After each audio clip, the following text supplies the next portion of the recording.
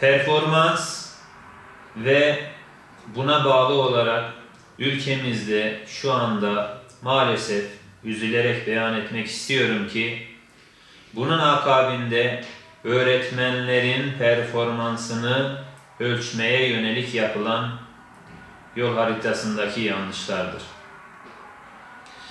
Geleceğimizi inşa eden öğretmenlerimize moral ve motivasyon başta olmak üzere destek olması gereken MEP, yanlış politikaların en zararlısı öğretmen performans değerlendirme taslağını maalesef görüşe açmıştır.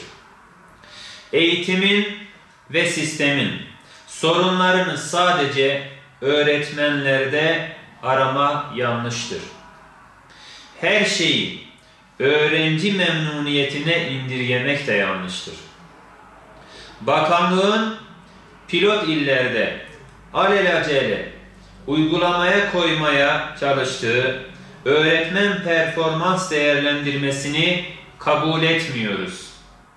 Daha önce denenen, okullarda iş barışına zarar veren, kurumları, kişileri mahkemelik yapan ve daha öteye giden bu uygulamalar acilen geri çekilmelidir. Kariyer basamaklarına kaynaklık edeceği iddia edilen bu değerlendirme, öğretmenlik mesleğine kesinlikle itibar ve kariyer vaat etmiyor. Tam tersi, herkesin birbirine not verme üzerinden nota verebileceği bir zemine işaret ediyor. Öğretmenin performansı motivasyon tüketecek politikalarla değil, motivasyon üretecek uygulamalarla ancak artırılabilir. Mesleğin itibarını artıracak, başarılı olanlara yeni haklar doğuracak bir kariyer planlaması herkesin ortak beklentisidir.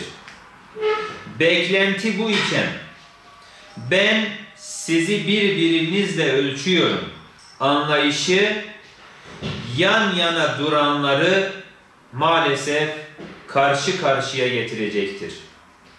Bakanlığın eğitimcilerin tecrübesinden uzak, katkılarından azade, beklentilerinden bir haber uygulamaları eğitime fayda sağlamıyor. Toplumsal dayanağı olmayan, uygulayıcı desteği almayan hiçbir projenin başarılı olamayacağı tecrübelerle sabittir.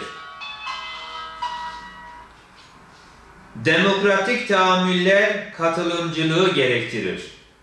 Kapalı devre politikalar eğitimi başarısızlığa, bakanlığı ise vicdanlarda sorgulamaya iter. Israr devam etmemeli. Öğretmene performans eğer bu yolla ölçülecekse şu bilinmelidir ki bizler yan yana olan kişileri yarın karşı karşıya getireceğiz ve toplum olarak ciddi sıkıntılar yaşayacağız. Bizler eğitimciler olarak performans sisteminin kesinlikle uygulanmasını kabul etmiyor ve bununla ilgili gerekli olan her türlü eyleme de hazır olacağımızı buradan ifade ediyoruz.